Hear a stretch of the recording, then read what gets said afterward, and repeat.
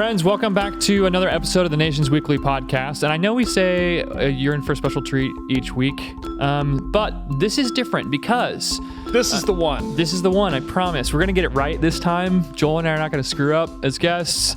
And now these are two incredible men who lead fascinating lives and who are responsible for stewarding some unique movements of God around the world. And so we are joined today by Rich Ellerington, who is the International Director of Surf Church Collective, amongst many other things. I want to go to that church. I know. The little that I've gotten to know you, you wear many a hat. Yes. Yes. And so hopefully we'll get to hear about some of the different things that you're juggling and what you've been up to. And then we've got Roy Harley, who's the International Director of Christian Surfers, which both of these are global movements of what God's doing around the world. So thanks for joining us, gentlemen. It's great to be here.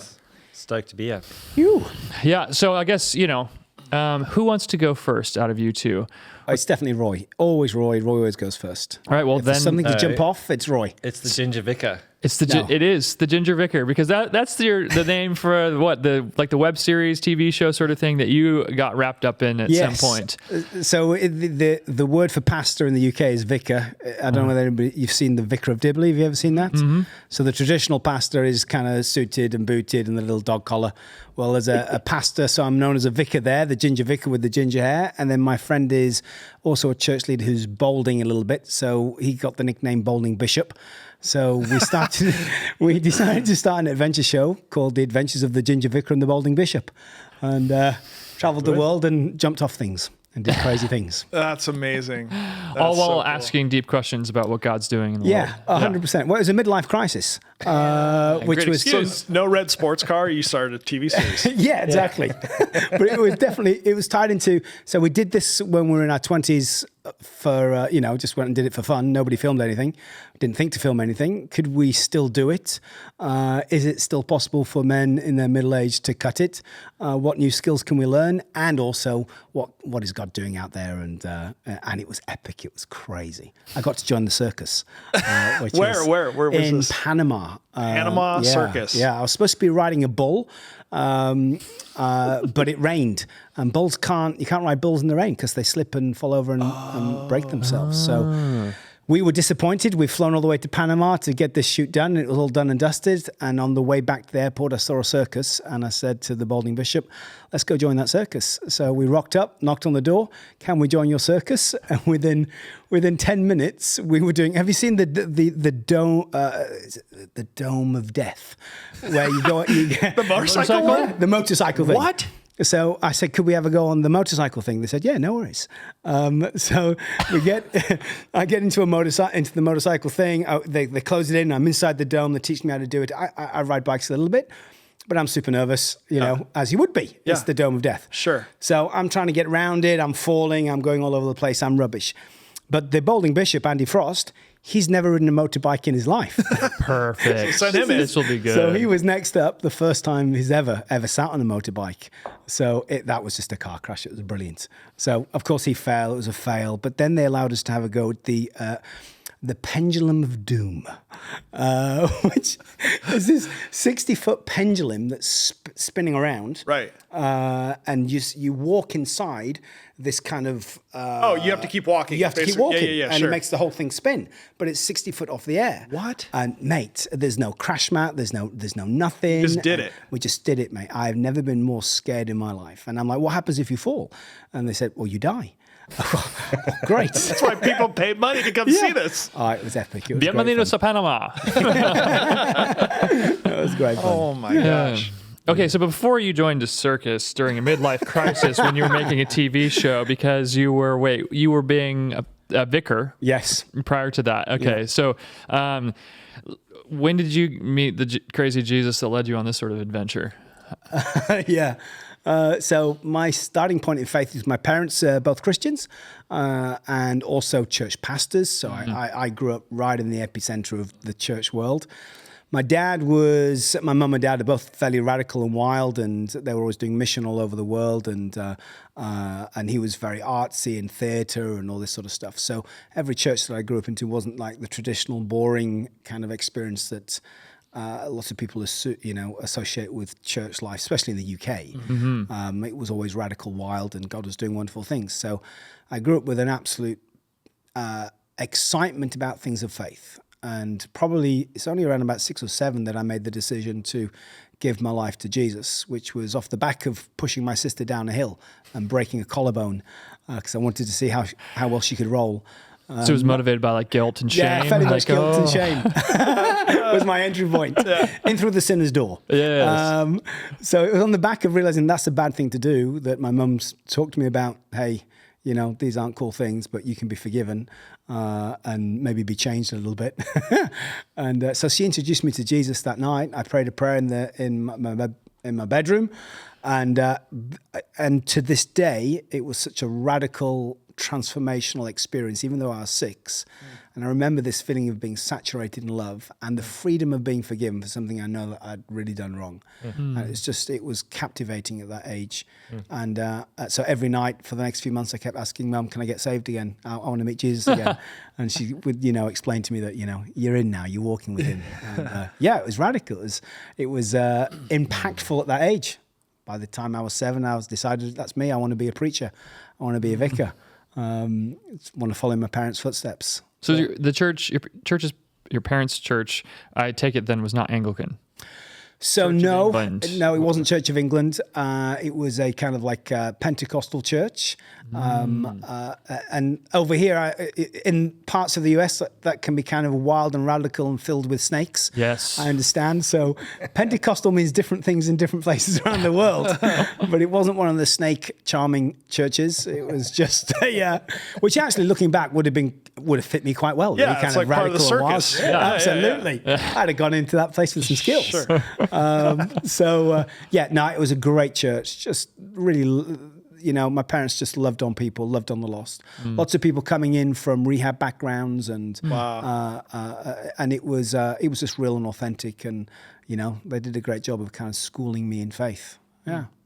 Okay, we're going to come back up and pick up with the ginger vicar at Yeah. some point to hear more about your story. But tag over to you, Roy. Were you also a young Jesus follower, or did you come to know him later in life? So I think my folks were believers. My granddad probably had the biggest influence on my life when I was growing up, and also gave my life to Jesus when I was younger. But it was just kind of one of those things that I did. I had a kind of a rocky fit in that space because, we'd go to Sunday school, but I made it my mission every week to escape from Sunday school. And that seemed to be a trend in life. I was not the kid that would do well at school. In fact, I was the opposite. So school and me ended on day 2 or 3 when I ended up, back then you could get corporal punishment in South Africa. So I had to get caned, and I was asked which cane I would prefer to be hit with. And pretty much from there, it was just downhill. And by the time you fast forward to high school, I was one of the 3 kids that would have to appear before the principal every morning and go, "Hi, Mr. Silcock, I'm here. Can I go to school now?" And then he let me go to school for the first couple of months. Wow. And my life was, I was still a believer, but I think I just didn't fit in that whole space, and that's sort of where surfing came in. So started, often cut school to go surfing. And actually, remember a funny story. I'm cutting school, and it's in South Africa. You have uniforms, so everyone has to have the same uniform. So I had to sneak my boards and stuff into the bush, and my bag and everything. And I get my board shorts on and my t-shirt on, and pack all my school kit away. And I'm busy hitchhiking to the beach, and I look up the road and I recognize this van, and that's my dad's van. And I'm like. And my dad's like, so I did what every Christian boy would do at that point. I prayed, "Lord, please get me out of this one, and I'll serve you." Surfing became like my thing and my tribe, and pretty much my God, really. And Where were you surfing? Where did you grow up? In Durban, South Africa. Durban. Yeah. Oh my gosh. Yeah. Amazing. Warm water, good waves. Yeah. But yeah, We know Durban well from every American kid seeing the Endless Summer. And, Endless Summer 2, and just daydreaming about your reality. So that's pretty cool. I now live in Jeffreys Bay, so even better. Not a bad spot if you're a surfer. It's a decent little right-hand point break outside the front there. So. Probably the most well-known right-hand point break in all the world. That's Beautiful pretty special. Wave. Yeah. Incredible. So you're involved with Christian surfers. Yeah. So, man, I've seen firsthand in fact, I was just with a couple that met I think like 2003 or 2004 at a Christian surfers event in Biarritz that we were all together at. And, I've just seen firsthand the incredible impact this ministry has had. So talk to us a little bit, because if you're outside of surfing, it doesn't quite make sense. This like idea of like demographic specific evangelism and discipleship. You're saying, hey, our mission field isn't a nation. I mean, it is, but it's not a defined one with a border. It's a people group, and they have their own funny language. They dress their own funny way, and they dedicate their lives to sliding down these little, waves all around the world. So talk to us about that. Yeah, 100%. So surfing is a global culture, and I think it's come a long way, but it's the culture itself it shapes so many things. So, for example, if you guys might know what I'm saying, but for your audience, if I was like, man, we were like, the waves were like grinding on this shallow shelf and like spitting out the back, for somebody that's going to paint a whole picture, and for somebody else it's going to be like, what language are you saying? Yeah. But there's certain things about surf culture that are really interesting. So it's nomadic. Surfers are always looking for a wave. It's not like golf.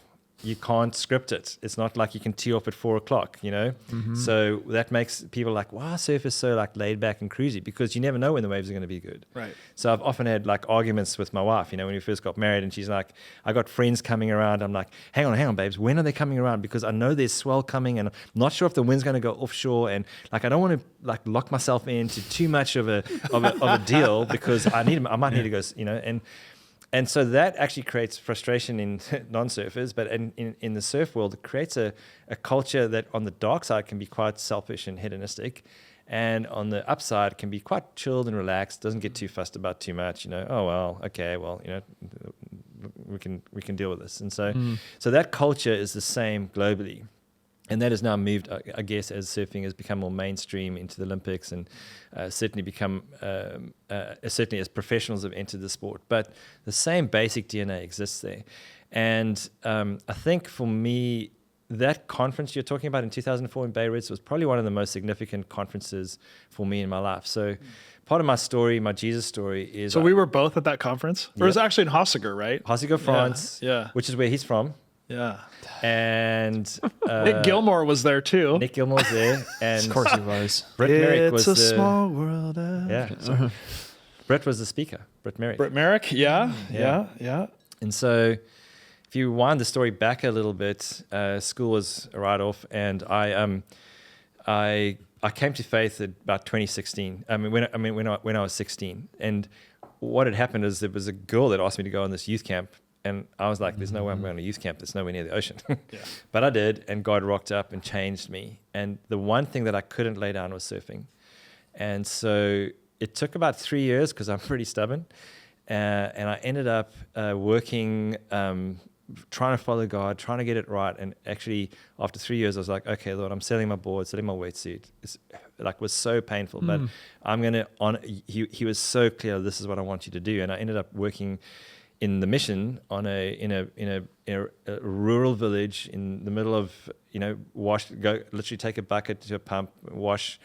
And it was the hardest time of my life, because I was the freak. Like, speaking to young people, surfer, it was all easy and cool, right? And then you go to somewhere where no one's even seen the ocean. Plus, you're the only white guy, and I had this like long blonde hair, and so I'd wake up and everyone was there just to see me, because I was the quirky, freaky, gangly, like 20-year-old something. And in that place, though, the people were amazing. They eventually gave me a nickname called Jabulani, because I used to sing like this song. So, Jabulani, and it was such a broken time for me and such a good time. But in that moment, I walked up this mountain one night, and I was just done with this whole thing. And I just said, God, if, I'm going to serve you. So I'm just giving up. If this is you, take the desire to surf away. And literally, like within weeks, he didn't rock up on the mountain, and I was literally, it was a crisis of faith for me. Like, this is maybe where I'm exiting, And I can't really explain it. But 2 weeks later, I was on this farm, and I was just listening to this music, and it was a woman singing about Abba Father, and I just broke. And that night, he just rocked up, and things just took a turn left. Before I knew it, I was off the mission field. I was doing something else, and people asked me to get involved in surf stuff, and I felt God say, "Well, I'm going to give it back to you now." And I could never imagine fast forward to here, but that conference in France. I was walking up the beach, sun setting in the Atlantic Ocean. It was high tide, so there was no footprints. And I looked back, and as I looked back, this is now 20, 30 years later, God just said, "I told you I'd give you a dream." And then when Britt Merrick was speaking, Brett Davis, the founder of our movement, guys were worshiping. There's all these people worshiping inside this hall in Hossegor, France. You got to remember, no one had heard, there were no Christian surfers there at all. So there's this worship happening. Everyone's come from all over the world. People are worshiping. And Britt had just preached a message on who's your tribe. Now, I'm from South Africa, so I'm going, hey, is it Xhosa, Pede, Tswane, English, Afrikaans? Hey, Lord, you got to be a bit more specific. I need to know, like, when you say tribe, there's a lot of options here. Yeah.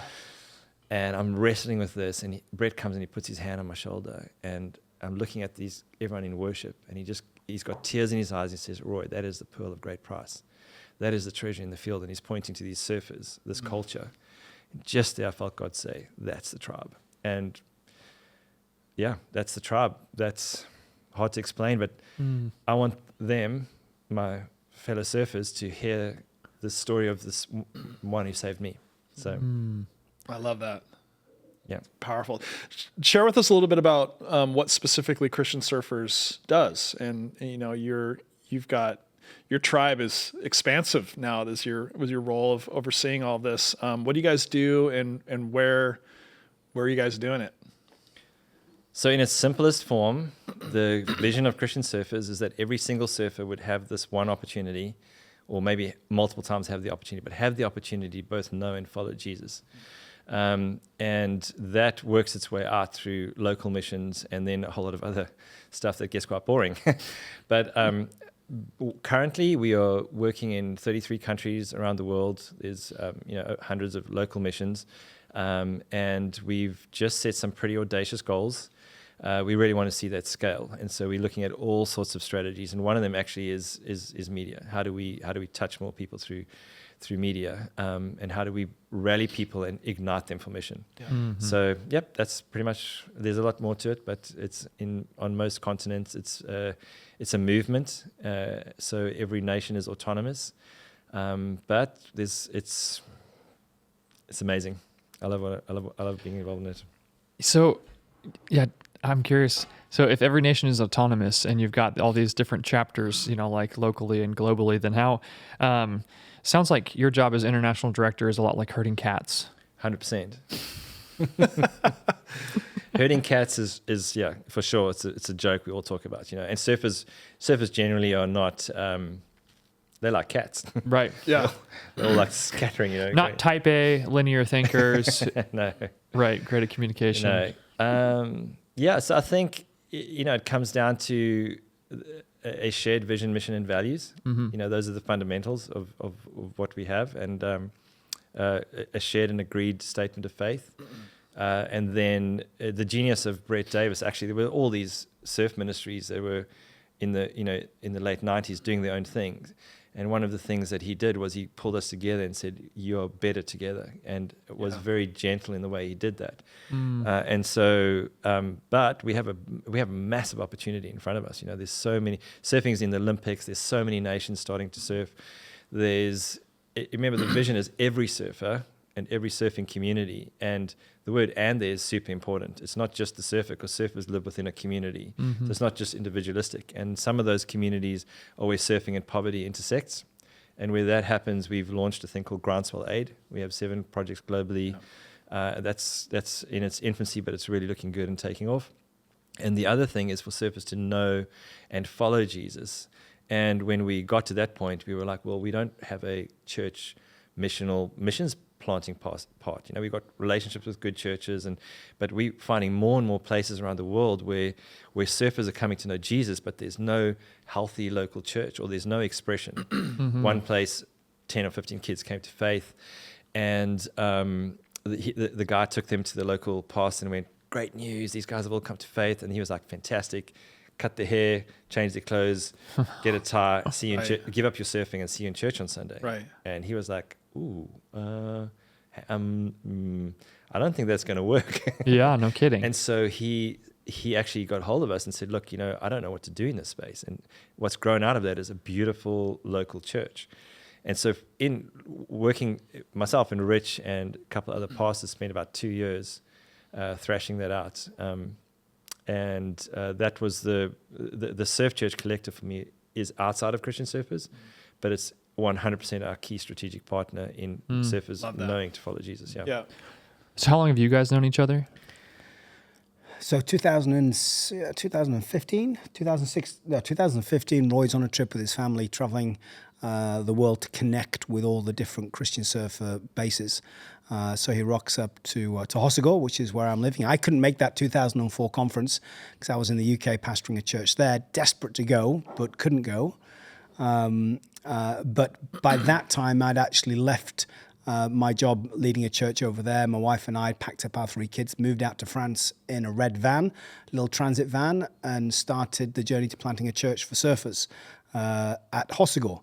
And the 2004 conference was significant because kind of God had laid something in that space, and you don't find Christian surfers there. You don't find Christians there. It's to find another Christian is a radical moment. The nearest church to the town of Hossegor is 2 hours north, around about 40 minutes south. There's just nothing. Yeah. So we started to do mission on the back of 2004 when we heard what God had done there. So my wife and I started to head out there, which led to us then planting a church. So speeding up, we planted the church. We were kind of living out of a van and kind of working with some local people and in and out of different places. And Roy came over to see what was happening in Hossegor, France, and that's when we met. And we just started to talk about the concept of churches within surf locations. And I really felt that God had laid something specific on us, as we try to take the surf world. We witnessed to them on the beach. I've been involved in Christian surfers since I was 13. So, it's a long journey of mission and wanting to see my friends get saved. I would introduce them to Christ, bring them to my church. And my church, as great as it was with its kind of cool 3 songs, a little bit rock and roll, kind of cool guy on stage. I wasn't that cool guy, but there would be some cool guy I'd get up first before I got there, and to try and make the thing look, contemporary and a little bit radical, and kind of look a little bit like some of the churches we know well. And they'd come in, my surfer friends would go, yeah, whatever. And when's the surf good? And they just didn't connect with this version of church. And I thought this version of church with all its lighting and PA and screen and, slick presentation was going to do it. It didn't do it at all. And I started to feel this real passion for the surf world, especially in France. If we didn't go, who would go? If we didn't go and do something for them, then what's going to happen to that group of people? 100,000 people in the summer, 20,000 people in the winter. Who's witnessing to them? So Regs and I made that call to go. We made that decision to take church to where they were, as opposed to trying to get them to come to where we were, which is the model I'd done. I was just trying to, almost like I was introducing people to church more than I was introducing people to Jesus. Hey, come and check out my church. You're going to like it. It's going to be cool. And the buy-in would be, oh, this is great. And listen to the singing. Isn't the band great? And that's where they would connect to Christ. And I just went, do you know what? We need to go into the harder surf culture because that's who we authentically are, and share Jesus. And out of sharing Jesus and walking with people in life, then a church will start to grow and develop. So together with Christian surfers, that began like the planting of that church. Roy rocks up, and we're talking about the whole kind of mission and vision of planting churches. Wait, hold on. I'm kind of curious about a moment in your story. So you have been working at this church in England, and then you and your wife. Do you have kids at this point? Yeah. So, I mean, that's a big decision to just say like, hey, I'm going to walk away from this successful church and I'm going to move to France. Buy a red van, move to a different country. Did you either of you speak French? No. Okay, so move to a foreign country, you don't speak the language, move to a desolate nowhere, and try and start planting a church for people who don't really have any interest in going to church. Like, how do you get to go wrong? Yeah, how do you get to that moment? Like, is there a tipping point where that ends up, you being like, all right, cool, this is where we're going to jump off?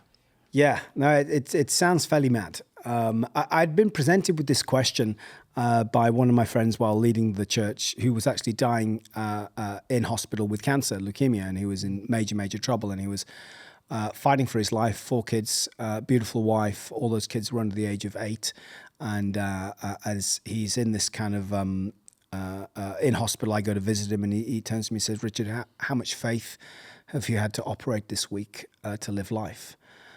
And I was like, "What do you mean?" He says, "How much faith have you had to exercise to operate in the normality of what's going on? How dependent are you upon Jesus?" And then he went on to say, "Because like if I'm not really holding on to Jesus right now, my world's over." And he started to talk to me about how he'd stacked his life so much in the world of faith that if he didn't hold on to Jesus, it would come falling apart. And at this stage, we had exactly that. We had a super successful church. My wife had a great job working as a nurse. The kids were in great schools. They were 7, 6, and 2. And life was sweet. We had a lovely house, 2 cars. But this ignited this thing in me, which has always been within me, this journey of adventure, this risk-taking faith. Because when I came to Christ, it was all of my childhood had been risk-taking. My parents had planted lots of churches, gone all over the world, as I said earlier. And suddenly I found myself living this very beautiful life that was an answer to a whole bunch of prayers, but I didn't have risk in my personal life. Everything was taken care of. I had an income. I had, everything that I needed.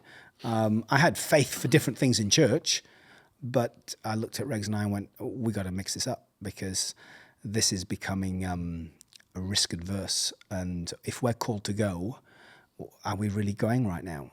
So we started to process that with the leaders of the church.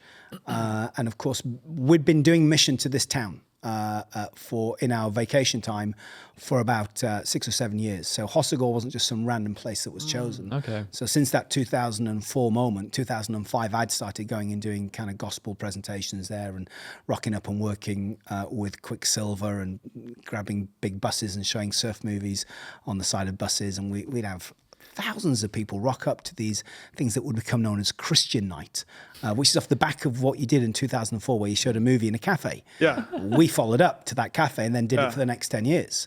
And that just grew and grew and grew and became the biggest party in town. We do it always around at the time it was the Hossegor Pro, the Quicksilver Pro. So all the surf crew would come in. Quicksilver would ring me, and they'd say, "Tell me what night Christian Night is on, because we don't want to collide with your event." French TV would come down and film this wild party, and in the midst of this wild party, we're sharing the gospel and showing Christian movies and praying for people. So there's this whole journey of mission, but we knew this mission, without it landing in a church, would be a massive problem. How were these guys going to get discipled? And we're leaving people to Jesus, but there was nobody to follow up and journey in. So wonderfully, an Australian family moved out and started to pioneer the beginnings of this church and started to follow up on those things. So we'd been going there. It wasn't out of the blue, but when I looked at my life being safe and secure, I just knew that I had to get radical and wild. And if the journey of the disciples was mad.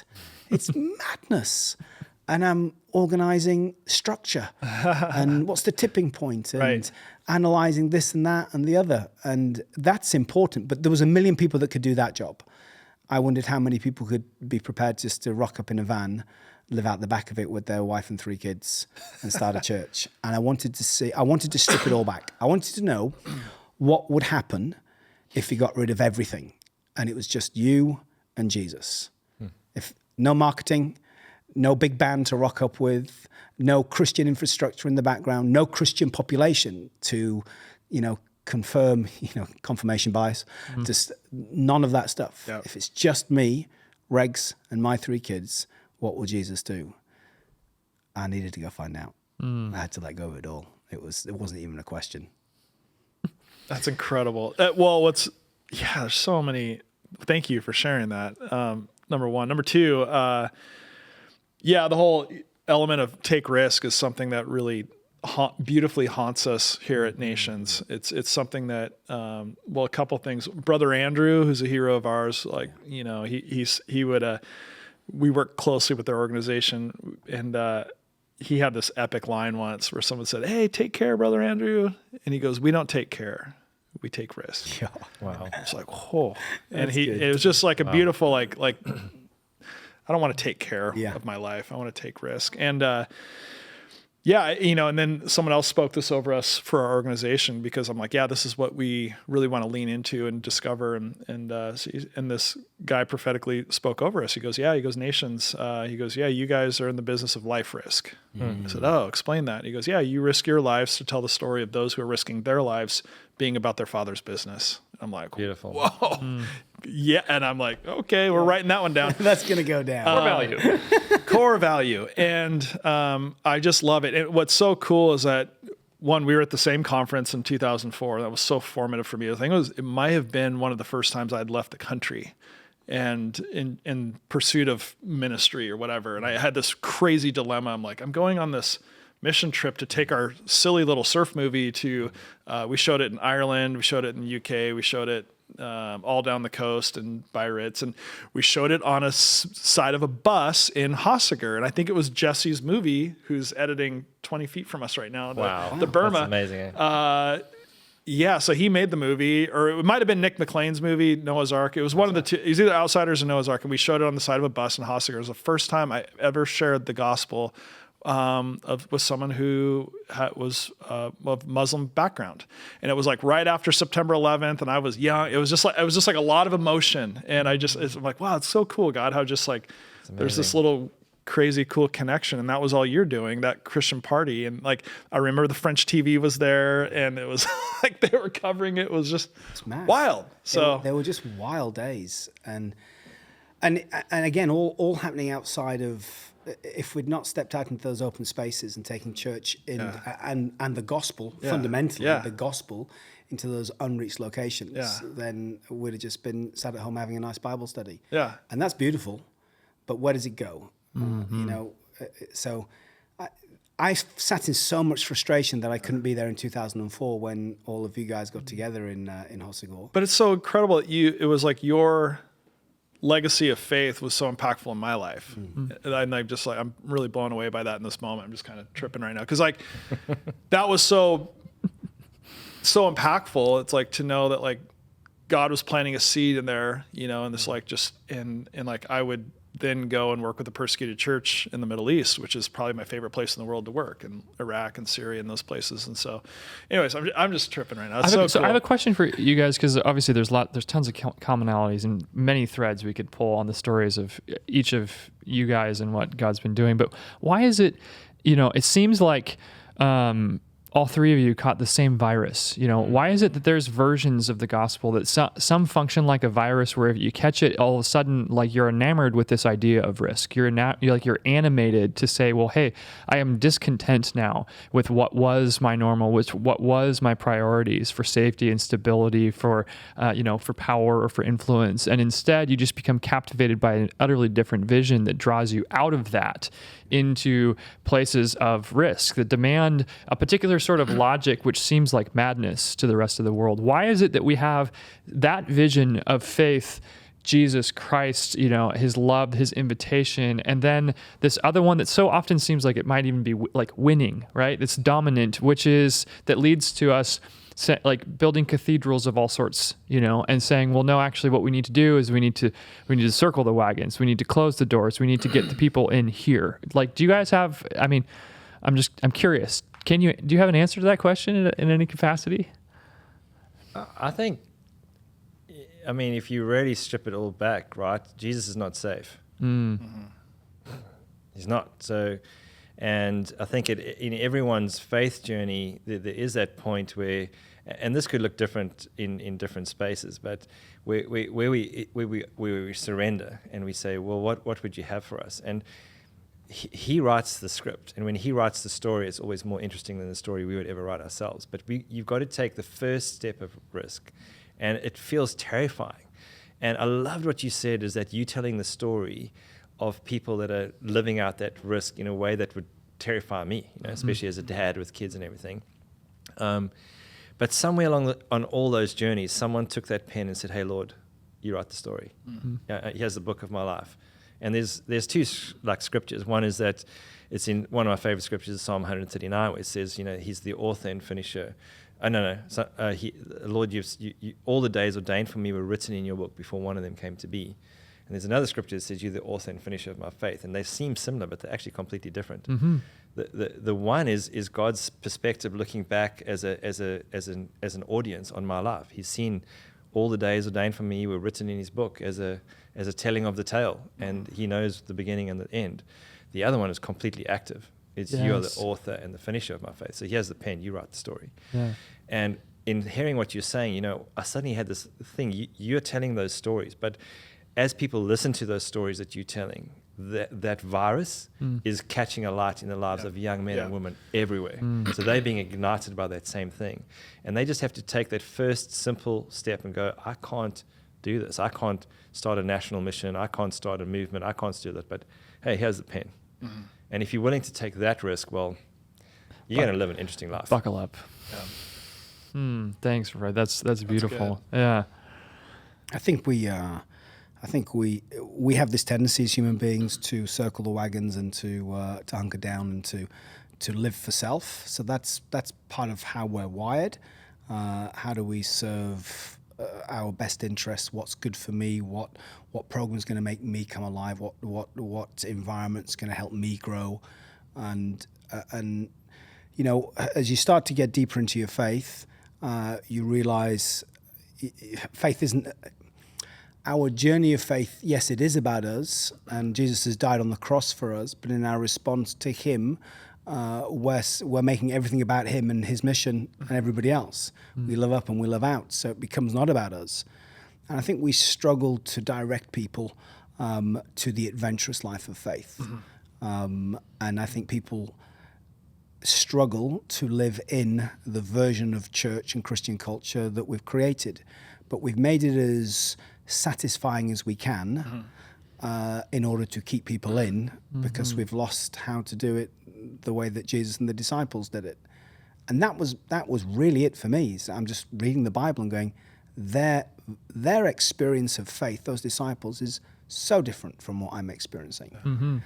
And when I got saved, it was so radical, even though I was 6, but the passion to share the gospel, the passion to give this news, the passion to go on the adventure was overt, because Christ came into my heart and said, let's go together, let's go do something. I wasn't doing it for him, I was doing it with him, and it was, now I'm living life out in that journey. And as I kind of got redirected into the management of Christians and the management of my own faith, and self-serving, it just all started to die inside. And I think that there is so many people desperate for adventure. And so a big part of us moving out and doing the thing is to prove that it could be done with a family. It's not just something for young people to go do a gap year, join a discipleship program and go be wild. Do the Christian wild version. Go sow your wild spiritual oats. Yeah, totally. And I wanted to say, hey, look, because there's a few studies that show that the mobility of the gospel slowed so dramatically since the formation of like house ownership and all these sort of things, and education, institutionalized education, because we get kids into good schools, we get want to get a house, and this means that this viral gospel's not traveling. And I read all that sort of stuff, and I'm thinking about missional stuff, and I'm going, how do I answer this? Well, it's one thing for me to preach it into my church, but am I going to go live it? And so this really was an attempt to break out of that model, to see if it was feasible. It's not that the old model was wrong. I loved my church. I loved the privilege was incredible, and I was trying to take everybody on a journey, but I had to go live that myself and risk it and see what God does do in that space. But we have a tendency. It's inbuilt. The DNA is to lock in, to shut down the doors, to hide away, to enjoy the blessing, eat the food for ourselves. Yeah, someone said we as we grow older, we all just become too old for Jesus because he's young and he's willing to take risk. So he doesn't age. But I think there's just another slight side to it, and that's you hear the Burma Rangers and your guys' stories, and other stories. And sometimes I think that can become disempowering. So people living life go, oh, well, that's just not me. Yeah. But he's the one who made you and formed you in your mother's womb, you know. And he will, if you give him the pen, he writes the story the way that he wants to write the story. And in surfing, you've got short boards and long boards. My son loves big waves. He loves charging it. My daughter loves small waves. She's elegant on a longboard, and she's absolutely beautiful to watch. And I think that our king gets as much joy out of the cruisy longboarder who's, you know, working at a coffee shop and has this beautiful way of just being salt and light that work by contact and contrast. And that might be the story he writes. He doesn't write everyone into the front line with his bombs and bullets. Like let's be honest, like that's, I don't know, but that's not me, Be careful, it might be. Yeah, I know, it's very scary. It's very scary when God's got the pen. You know? But I think that sometimes, and that's where I think local church, a healthy local church is so good, because it keeps bringing us back to that viral cold face. It keeps unpacking those scriptures, and in that space God kind of works in our lives and will call us to take that first step of faith. That first step of faith, so smallly, he has the pen, and he might write your story into something that's insane. And to illustrate this, there's a story I love. It's it kind of came to its conclusion in 2000. So there was a guy in Sydney who used to write eternity in chalk on pavements. That's all he did. You can go Google it. Hope I don't mess it up, but I'm pretty sure this is what happened. And he would write eternity. He was a believer, and he wanted people to think about eternity. And he wasn't a preacher. He wasn't well known. He didn't do a whole lot of stuff. But he would just kind of point people back by writing. And his handwriting was beautiful. This calligraphy thing called eternity.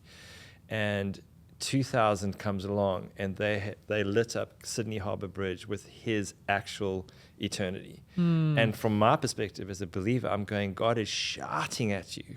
I started with someone whose story was so simple and so anonymous that all he did was write the word eternity on a sidewalk, and now I'm shouting it from the bridge that sits across Sydney. And that's the God we serve. He's creative and outside the box, in every way. It's lovely. Yeah, I just got done teaching at a Bible college, and I'm pretty sure I failed this class when I was in school. So I always tell my students, if you fail it, you have to come back and teach it. You're going to learn it one way or another. But I taught an Old Testament survey class to freshmen on Joshua, Judges, and Ruth, a little section of the Old Testament. And Joshua 1, every year, I'm just floored by it. Like 4 times, God's like, be strong and courageous. And so I love breaking that down with the students, just because it's kind of my process too. Like, what is strength and courage? Like we're all from different cultures. It probably has little nuance difference. And the conclusion that I always let the student body kind of lead that discussion. I don't try to say, this is the definition of strength and courage. I'm like, what do you see strength and courage as? And this year it was really cool. It was like knowing who we are, knowing who our God is, and knowing who our God has called us to do. And that's really the story of the Israelites, is they, take that beautiful moment in their history, sandwiched by awful moments, but where they had the courage, they knew who God was. And I think there's beautiful similarities in all of our stories in that. And then courage being that, like, we don't know the outcome, and we're okay with it. And it's like, man, I want that. Remember when we were like learning how to surf or snowboard, and it's like, I don't know if I'm going to make this wave. I don't know what making it feels like. And it's just like, but I'm in that posture to where I surrender the outcome of either drowning or succeeding or whatever may be. And that's what I hate about maturity. I hate losing that, and so it's like sanctification though, like, Christian maturity is one where I don't think you lose that. And so I'm just so encouraged by, the commonality of our past and coming out in this podcast in real time. And just, being encouraged by your willingness to live in that beautiful tension of like, who knows, but let's go. And I think there's a lot of people in this world who would say, that's Christianity. That's not the God I would think of, but so anyway, again, this is just a lovely conversation. Hey, I want to ask you, you said something earlier about Christian surfers, which I have always kind of viewed as like a discipleship organization. Like we're in the business of evangelism and discipleship, and our people are surfers. And as a filmmaker, like we'd always make these surf films, and Christian surfers would always show them. So I know no one's in that space right now. No one's making like really, I don't think really good Christian surf media, which sounds crazy, but surf and media have always gone hand in hand. So talk to me about what you guys hope to do. Well, I think, there are a bucket load of things that we hope to do. So when I think of media, I'm not really thinking just about surf or visual media. I think we've moved into a visual world, and that's broken down all these barriers. And so a whole big part of that is, thinking through a growth strategy that we're wanting to achieve by 2030, and recognizing that will not be achieved unless we focus on media and what are the benefits that media can give you. So telling these stories, telling authentic stories, whether that's through, making sure that you're really focusing on what are you putting on your Instagram channels, and what are you putting on TikTok, and how you're running a YouTube channel, and those kind of things, really waking up to that kind of stuff missionally. And then also looking at things like, partnerships, where are strategic places to put the gospel out there? Yeah. YouVersion's killing it in terms of that. So, but they're very open to writing, so we've written several plans for surfers. So you can go see Surfing Through James or Shape for a Purpose on the YouVersion Bible app. It's just one of the extra things that we're putting out there. Podcasts similar to this one, interviewing surfers and getting into their story, and then trying to step back and say, okay, where is this strategically impacting, and then creating the dots, because the real goal for every surfer to know and follow Jesus is twofold. We want to share the gospel with surfers, but we want to activate for mission anyone who's a surfer and a believer, not in the way that we want to activate them. So I think in the past, to activate someone was like, okay, you need to come to a local mission and start a local mission. That was your options. Come to a local mission or start a local mission. Now we're going to try and build resources, connect the dots, and activate you for mission. And let's see where that takes us. And so media for me, I think that's where it is. It's still a little scrappy, and I wouldn't say we have the plan all mapped out, but I'm completely convinced that is a direction that we need to go in for several reasons. Yeah. Awesome. I think part of that Ginger Vicar Balding Bishop thing that I got involved in this 6-part TV series was trying to answer the empty space. And it wasn't about the empty space of there's no Christian surf movies. It's just coincidental that the bishop and myself surf. The issue I found is that within the Christian media world that was accessible to me, I felt uncomfortable with an awful lot of that content, showing it to my non-Christian friends. Right. There was just a disconnect every time I tried to show something, and there was, again, it's just cultural missteps in how we're putting stuff together. And so I think we were trying to answer some of that question of, okay, what can we produce that's just going to be credible in that space? And it's very easy to make content to the market that that you spend your entire life in. And we have created a Christian version of Hollywood, a Christian version of just about everything that exists within the world. And I understand why we do that sometimes, and the benefit of that sometimes. There's nothing wrong with the Christian community having great content that feeds them. But for me, what is it that we can put into the space of the non-Christian world that where people can access Jesus? And those films were really good at that. Amazing. And we live off the legacy of what you guys have done. And Christian surfers and surf churches around the world I started our church in France off the back of that movie. So it's had incredible impact, all over the world. The void that currently exists is being filled by a new generation of filmmakers that are looking at how to do this in a different way. Awesome. And I think there's a bunch of 15, 16, 17-year-olds that are exploring all these things on their own Macs, in their own spaces, and connecting in different ways to how we've done in the past. And our job is to make space for that, understand the changing moments, but we have to be ambitious for it. So I'm excited, but I also see the whole, and I think we've got a responsibility to do something for our community. Yeah. But larger than that, we've got to do something that's just credible. Yep. Full stop. Yep. Mm-hmm. Yeah. Absolutely. I love that. I love this conversation so much because, that generation of surf filmmakers like Jesse and Nick and all those guys, and we didn't know what we were doing. Yeah. We were just like, hey, like we like watching epic surfers, and just so happens that some of our friends are epic surfers. So let's hit record. It wasn't like we didn't have a strategic plan at all. And then when I saw the success of what God was doing in surfing, and I'm like, man, I'm a snowboarder who has learned to surf as a result of a snowboard injury. We gotta do that. So we just copied the model, and one of my favorite movies that we made was one that no Christians ever saw. Mm-hmm. And it was like, and so it was kind of like, man, is this really a Christian ministry we want to give to? And donors were kind of hesitant.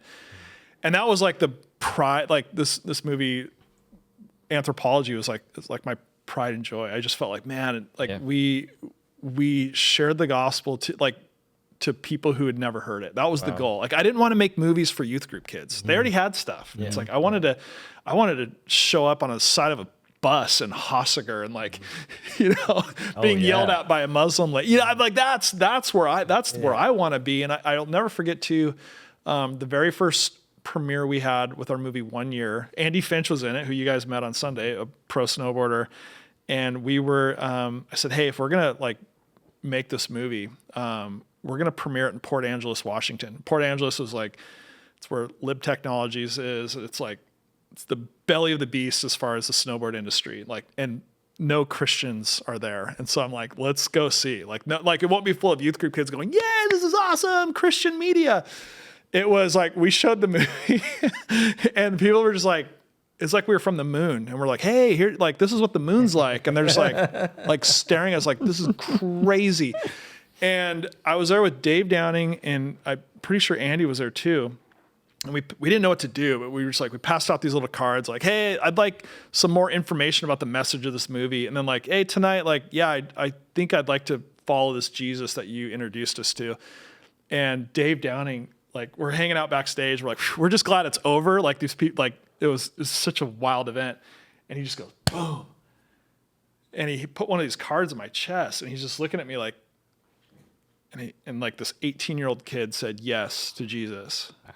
And I just remember like, that's it. Like I'd go make another movie. It was just like that one 18-year-old kid. And it was like, and it's not about numbers. It was just about like, for me, it was about like, we actually were able to share all of our hard work. We were able to earn the right to share the gospel. That was it. Like, it was just like, we don't deserve to share the gospel with you, but we earned the right. Like we worked really hard and created something. We traveled, and, snowboarders put their neck out there on the line, their life on the line. And it was just so cool, And so I love, part of me, like my story around action sports, it's like, yeah, the church never cared about us. Mm-hmm. We were the kids to like keep us out. We were the kids that they didn't want our culture meshing with their culture. Mm-hmm. And so that you guys are carrying this banner of like actually caring for people. That's the heart of Jesus. Mm-hmm. And, it's like Jesus was hanging out with fishermen.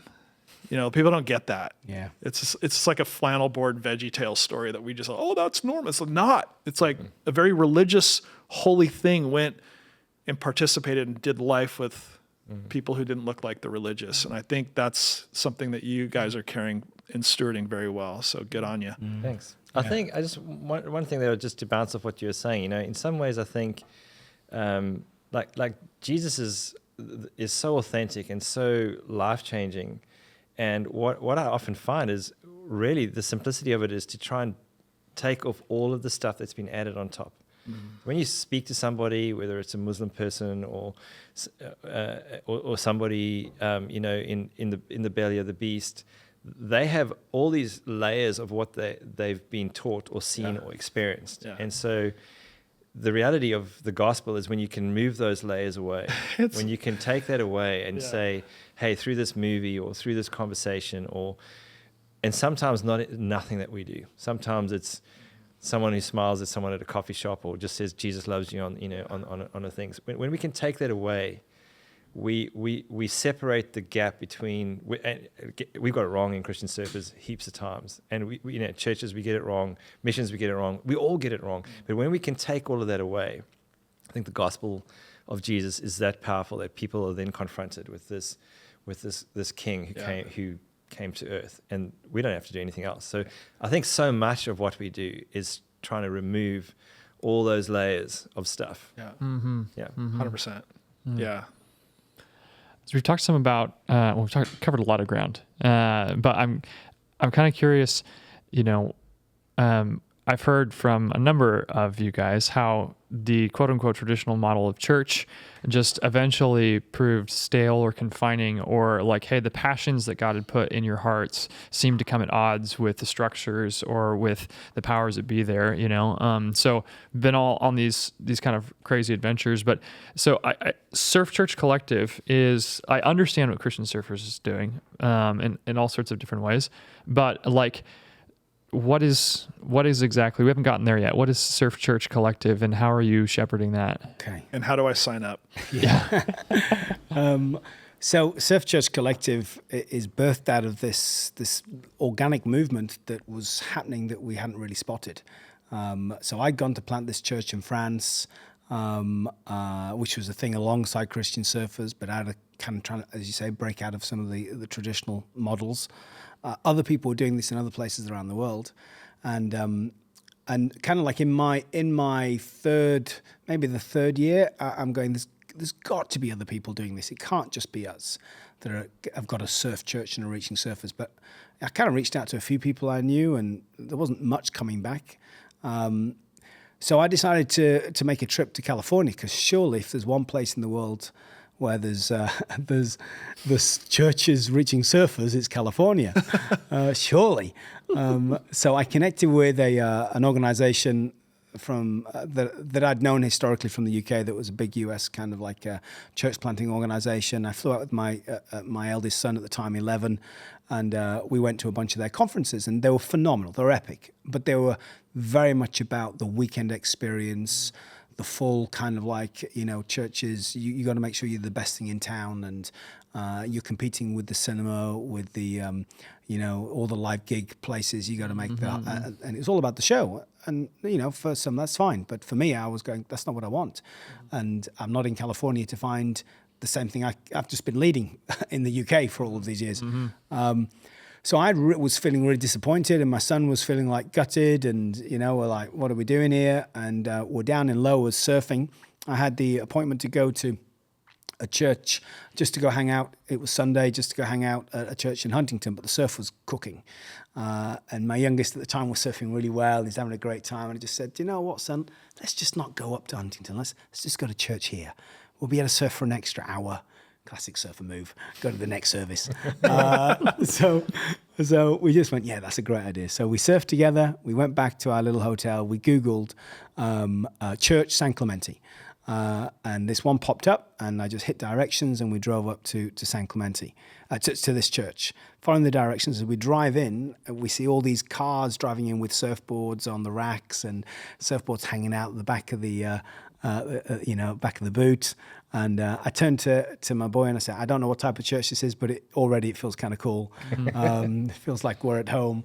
As we started walking to the building, there's hundreds and hundreds of people walking in flip-flops and shorts. They're going, son, this really feels like home. This feels like Hossegor, eh? And then we walk in, there's surf art everywhere, and I'm going, wow, this is just like our church.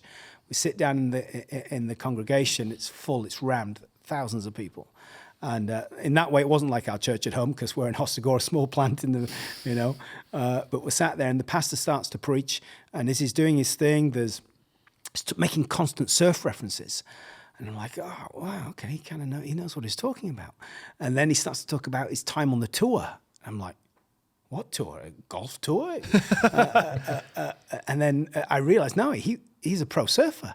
He was on the world tour. And I was talking about the transition from the world tour to the other thing. I'm going, man, this is a full-on, I found the church. And Marnie's going, my little boy's going like this is the church, Dad. This is the church, Dad. But I decided this was like this. It was my Sabbath. It was my rest day. I wasn't going to go chasing things down. He said, "You're going to talk to the pastor. Talk to the pastor." I don't think I'm going to. No, talk to the pastor. The service comes to an end, and there's a massive queue immediately to see the pastor. And I just think, no, I'm not going to go try and publicize and, hey, I'm Rich from Hossegor, planning a church for surfers. I just thought, no, this was great. I was encouraged. Mm-hmm. This is phenomenal. God's doing this elsewhere. I've seen what I need to see. I'll go. So I grabbed Marnie, and he's like, "You're an idiot, Dad." He says that about most things that we do together. And we walk to the back, and as I'm walking out, this lady comes up and she says to me, "Hi, I've not seen you before. Where are you from?" And I said, "Oh, well, I'm not from around here." Obviously, my English accent gave it away. And she said, "Oh, where are you from?" I'm living in France." "Really? Where?" "In this little place called Hossegor." "No, Hossegor. What are you doing?" "I'm planting a church. It's called Surf Church." "You are kidding me." "You've got to come and meet my husband right now." So she literally grabs me by the hand. I've got my son's hand. And we got this little conga line. And we cruise straight to the front of the church. We go past all the people waiting to see the pastor, and then she drops me off at the front of the queue, and of course her husband's the pastor. And of course. She says, "George, you need to meet this guy." And he goes, "Why? Why do I need to meet this guy?" "Because he's planting a church in Hossegor called Surf Church." And then tears start to come in pour down his cheek. And I'm like, what is going on? And he says, "I need to tell you that we've just been praying about Hossegor. I was on the world tour competing. And as we traveled from place to place, we felt God putting it on our heart to plant churches in all these unreached places for surfers." Wow. And just last month, we were asking God whether we need to leave San Clemente and move to Hossegor to start the journey there. And now so it's just crazy off Google. Yeah. So we go back to their house. We have this big conversation, and this dream of planting churches all around the world starts to kind of erupt within him and I. And then, of course, with what Roy was doing in traveling around the world, he pulled us all together, 2016, all these different churches that had the same vision about planting churches for surfers elsewhere around the world. And suddenly we're all in this room, all these alpha type leaders, all with an individual vision of, we're going to plant churches and founder a movement. But oh no, he's got the same idea. He's got the same idea. And what's that one called? And what's that one called? Oh, thank the Lord, mine's called Surf Church. And I've copyrighted it and got the website. So I was sat there in the meeting thinking, because suddenly all of these people, as great as it was, but suddenly now it was a threat. I felt like, wow, this is amazing. But oh no, they're going to take over the thing that I'm doing. And what's going to happen? And all these leaders in this room were just like in this little internal conflict, and we were just really lost for the first couple of days. On the third day, we kind of settled and started to share story and connect with one another. And there was this wonderful, incredible girl from Argentina who none of us knew why she was there, because nobody thought to ask until the third day. Nobody knew why anybody was there until the third day, other than we were jockeying for position. But on that third day, this maybe 19, 20-year-old girl just said, "I'm from Argentina. All my mates don't know Jesus, and I need somebody to come and plant a church for them. They won't let me do it because I'm a girl, but will somebody come and plant a church for these surfers, my friends? Because if somebody doesn't go, who's going to go?" Wow. And she just broke it. We all broke in that moment. Yeah. And suddenly there was this authenticity around relationship amongst all these church planters. And you know how churches can be so competitive with one another? Sure. We all know that. And we're all kind of fighting over the same ground. It's like we'd brought that same mentality into this moment that actually was a God-kissed movement. And we needed to just drop all of that. And so began the conversation between George, Robbie, a few other guys who were church leaders. And we just started to work out how can we highlight what God is doing, come alongside what God is doing, and do this in a way that isn't kind of like trying to hammer a flag in the post that it's all about us. So the collective, the surrender to one another, the commonality of mission and passion. So our goal after all of that became clear. We want to, every single surfer might have access to a surf-friendly church. Yeah. You know, it kind of sits along the Christian surfers thing. And like even in our relationship with Christian surfers, we want to surrender and be humble and work alongside and work in a relationship that's edifying and beneficial. And as churches, we want to inspire people to plant churches, train young, old, whoever, surfers to go plant churches. And, we're consumed by the places that aren't reached and all these surfing communities that are now bubbling up around the world. How can we leverage influence for the King in those spaces? And that's mission, and that's church planting, and it looks different, and it's different models all over the world. So the collective is that. It's a group of churches existing together to plant churches, to encourage one another, and to see surfers reached. And that's the goal. It's the purpose, and it's phenomenal. I love it. It's mad. It's risky. It's crazy. And it's, may it always be. Yeah. Love that. But it also took hard work. I mean, what Rich isn't telling you is that him and George and guys spent 2 years traveling to connect and committing to each other to work through every kind of step of the process. Does it do this? How does this work? How does that work? How does this fit with this? And I think it took 2 years, because it was 2016 that we kicked off the conversation, and 2018 it was launched. And then and 2019 is when Reggie and we left that church in France, empowered the local leaders, and then we stepped into kind of doing this and just went, we need to do this full time. We need to facilitate this thing. So 2019 was the decision to do it. 2020, we'd been chatting with Roy, and Roy was saying, hey, look, a really good idea if you just do what we did in 2016, go around 2015, go around all the churches and connect and see what's on the ground. So we went, that's brilliant. Let's go as a global family again, launch out, me and the 3 kids and Regs, and visit all these places. 2020 was not a good year to plan a global mission trip. So perhaps one of the worst years in human history to try and do that. I think in human history. So as a prophetic man who hears God, I really got it, I thought, really wrong, because we'd arrived in South Africa, step 1, to Roy's place to connect with Roy to talk about the full strategy, and then the world started to close down, and we're supposed to be leaving. So we had to cancel our flights. We were going to Japan next. That got cancelled, because that's where the next outbreak one of the outbreaks was, and then we were going to go to the Philippines. That got cancelled. Then we thought, okay, quick, let's get to the US. Let's go to New York. We'll fly into New York, and then there was a big outbreak in New York, and everywhere we tried to go to, as soon as we moved our flights, we didn't get anywhere. And then they locked down South Africa, and then we were stuck. And we were stuck there, and we ended up being stuck there for 2 years. And it was we went out to go plant churches, and what happened is every church closed. Yeah. And it was such the reverse of anything I'd ever dreamed of. And we were in, I've talked about the risk stuff. I've taken lots of risk. I've tried to not be risk averse, but to embrace it in Jesus. But it turns out, as I look back now, I've always had a backup plan. So we'll go do that, and I'm good at lateral thinking and all that sort of stuff. So I've got plan A, plan B, plan C, plan D. I had no plans that could shift this thing, and we're launching into this new moment, serving this global movement, and every church is in crisis, every pastor's in crisis, and we're stuck in a foreign country with nowhere to live. And all of our flights cancelled, lost all the money, and we're going, what are we going to do? How in the world are we going to get out of this? And this fella here, head of Christian Surfers, quickly becoming Reggie and him and his wife, our best friends, just said, come and live with us. And so we did lockdown, the 2 families together. My son, through that time period, fell in love with his daughter. Oh boy. So we talked. He's like quarantine rules. Yeah. We had to work it out. So this mad thing turned into the most life-giving moments as we can find ourselves in this foreign country, journeying with these guys, planting a church with some friends there together for the surfers, and getting a new surf church going in J-Bay, which was.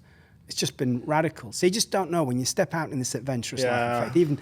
Even if you think you're going there, it's going to be all right. You just got to trust God as you go. But man, it's scary, eh? Definitely, it's tested us. It's been testing. Yeah, but it's been great.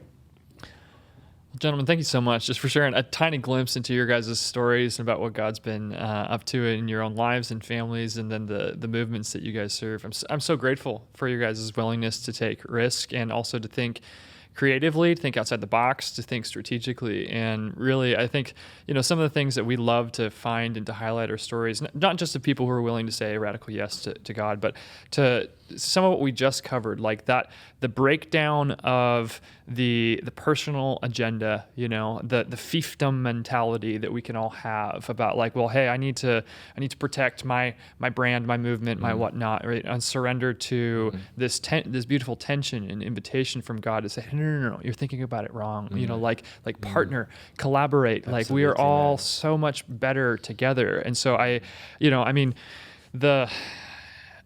don't want to be too bold or over spiritualize it, but I'm just excited to see where the fruit of this conversation and the different ways that we can support and partner and highlight, as you're bound up for 2 years, not traveling the world and not serving a church network, and getting new best friends and all this sort of stuff. And now hearing about some of the vision for Christian surfers pivoting to say, well, hey, media, how do we empower, how do we find, and empower creatives to go be who God has uniquely called them to be, to create new healthy culture that isn't just this tired kind of, Christian stuff for the Christian community, but stories that, that's what we exist to do, right? Is to find, the stories and the storytellers, like who wants to be bold enough to put their hand up. Aaron, sitting behind the camera over there, like he's one of the ones like, hey, would you go to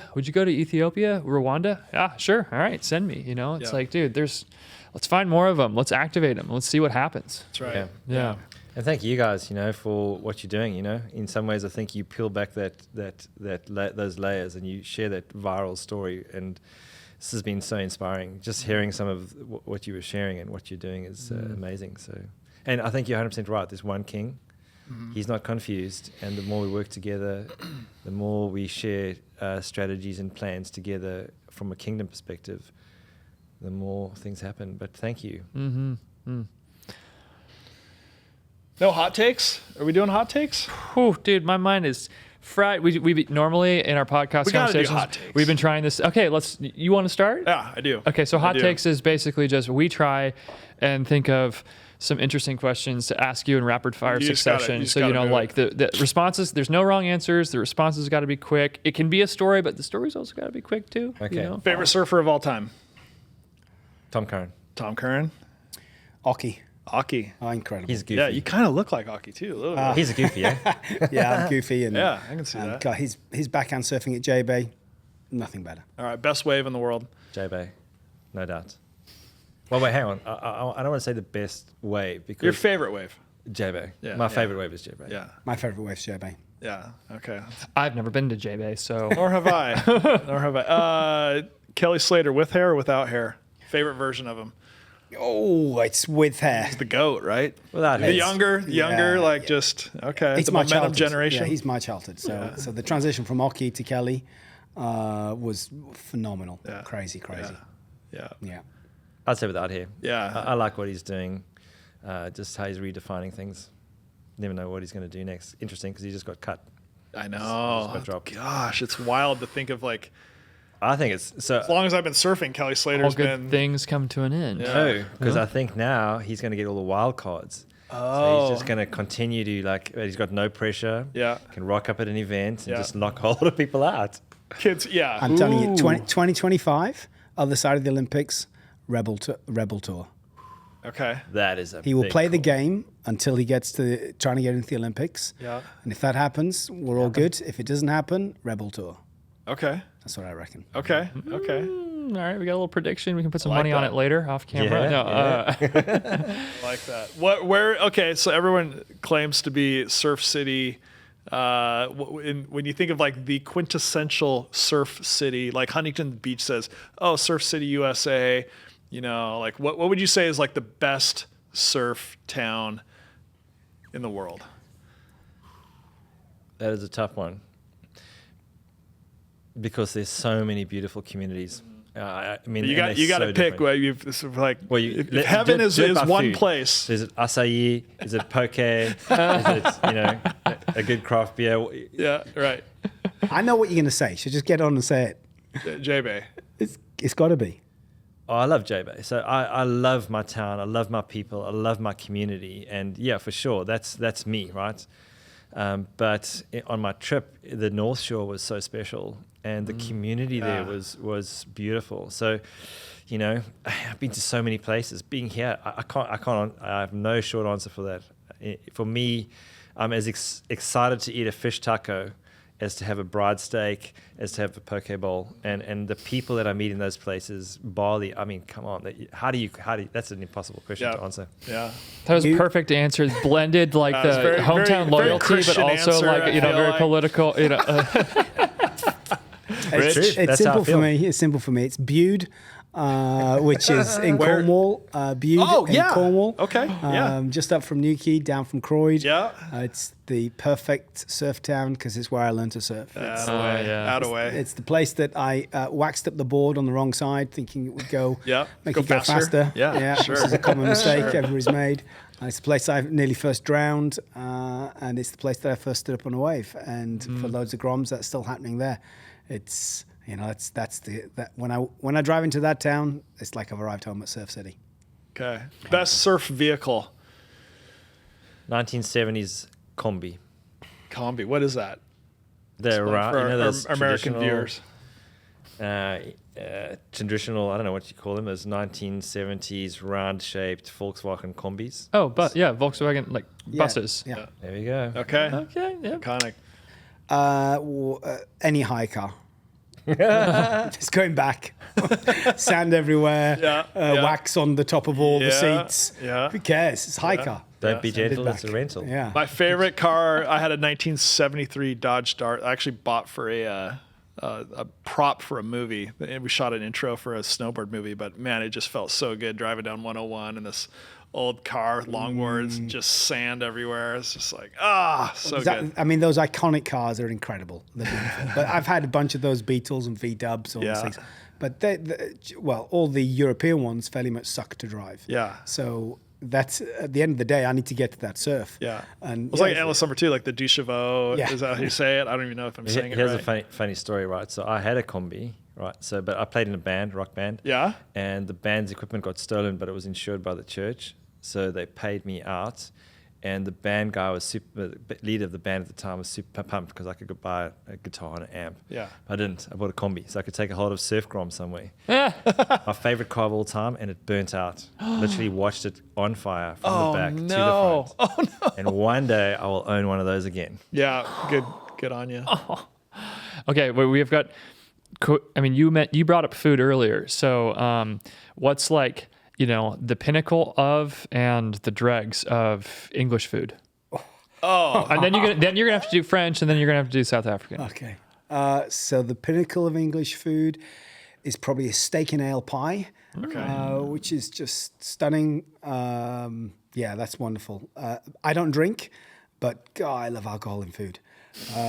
So in order to get a buzz, I eat a lot of food. Steak and ale pie, incredible. The worst version of English food is spam. You'd say over mushy peas? Mushy peas are great. It depends where you get them. Oh my goodness! I remember coming out of Cornwall. We were there surfing, and this little girl had these French fries, and it looked like someone just vomited all over the French fries. And I go, what is that? And she looked at me like I was crazy. She goes, mushy peas. And I go, I don't understand what you just said, but what? And so I went and ordered some, and it was awful. You didn't, yeah. But I didn't get good ones. Yeah, you're buying it in the wrong place. You need to buy that in the north. Anything okay. down, fish and chips down in Cornwall, Somerset, the south of England, shouldn't be eaten. Okay.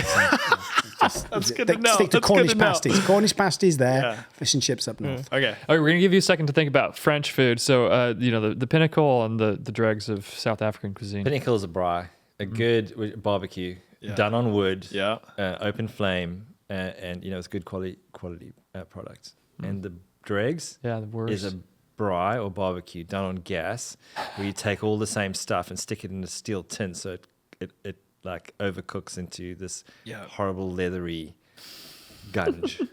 I love all these words that are coming out. It's fantastic. It's beautiful. It's so fun. All right, take a crack at the French. Don't worry, you'll offend them. Yes, no, it's no problem. Yeah. Well, I am an offence to most of France. So I think that it's for me. This is a little bit of a cheat, and it will cause problems. But my favourite French food is Swiss food, which is fondue. Yeah. So the French want to own the fondue as if it's theirs, but it's the Swiss, and my wife is Swiss. And if I say fondue and not attribute it to Switzerland, there will be a higher price to pay than saying it's not French. Wise man. There's a heavy rivalry between the two. Big time, mate. Oh, big time. Big time. Dude, I remember at that conference, so, we're in France. This is awesome. Just all these people from around the world. Obviously, life-changing things are happening. And so it was like, if you remember how we had the meals there, it was like someone would get up and get the appetizer. Someone would get up and get the main deal. And I'm like, I'll volunteer. I'll be a good Christian and, go serve our table. So I'll go get the drinks. And so it was lunchtime. We just come out of session. And so I roll up and there's this little spigot out of the wall. And I'm like, oh, okay. And he's like, big glass things, and so I grabbed 2 of those, and for a table of 4 people, I think, I just beep, and I fill it all the way up. I'm talking 32, 40 ounces of, and I'm just double fisting this, I thought it was grape juice, and so I just walked back, just a young 20-year-old American kid, and sit down and boom, and everyone's just like, whoa, we're getting after it. And I'm like, what do you mean? And they're like, that's wine. And I'm like, they serve wine at lunch? Where are we right now? And anyways, everyone was looking around like, oh, that table's okay. Having a good time. I was so embarrassed. I was just like, oh my gosh. The blood of Jesus Christ. Yeah. All right, so dregs though. Dregs. So this is, so they do this Toulouse sausage that's cooked over an open fire with this kind of peas in it, mushy peas. Yeah, all right. They cook it for hours, and it is honestly, it's horrific. And I went to preach at this youth camp in the east of France, and these old ladies are cooking it in this open fire in this beautiful old chateau, and there's about 100 kids there. And we're all sat on these tables, and they come out with this massive pot. They take it off, and as they took the top of the pan off, this stench. Honestly, it's the worst smelling thing. To say it smelled like a toilet is an understatement. It was horrific, horrific. And my kids look at me and go, we've got to eat this. And I said, we're missionaries. We've got to eat this. So we start eating the stuff. All the other kids are eating the stuff, and it's horrible peas, and the Toulouse sausage is horrific. And my daughter refused. My son obeyed. Good boy. And he ate it. So that night I'm preaching, and then suddenly, while I'm preaching, these kids keep disappearing. And then suddenly I get this, and I get this rumble in my stomach. And I'm like, that's not a good feeling. And more kids are running off. And we've all been fully food poisoned, the entire camp. No. There is one toilet. Oh, no. One toilet to serve all of these people. And we're talking apocalyptic scenes. Oh, my gosh. It was horrific. So that's my worst French food. Yeah. Toulouse sausage with peas. That's and you have proof. Right, that's not just a subjective opinion. That's. I think it may have been the. Well, I don't. Yeah. Anyway, it was terrible. Maybe the cooks more than the sausage. I don't know. Well, gentlemen, I think we've done it. I think we have. Man, this is a great convo, and man, we just affirm you guys. Like Nations, our heartbeat is to tell the stories of people who are just saying yes to Jesus in radical ways, and you guys live that out. And so you've deeply encouraged us. I mean, we're starting this little media company, and it's scary days, and it's days where it's not all, it's by faith every day, and it's frightening, and I think we're right where we should be. And so thank you for speaking that into us today. Yeah. And so, high fives. Woo. Yep. You. Good old man. You. Nice one. See you guys next time when you're rolling through town. Yeah, that'd be great. All right. Yeah. Awesome. Thanks, man. Yeah. That was fantastic. Thanks, it really was. Yeah. Did we get past?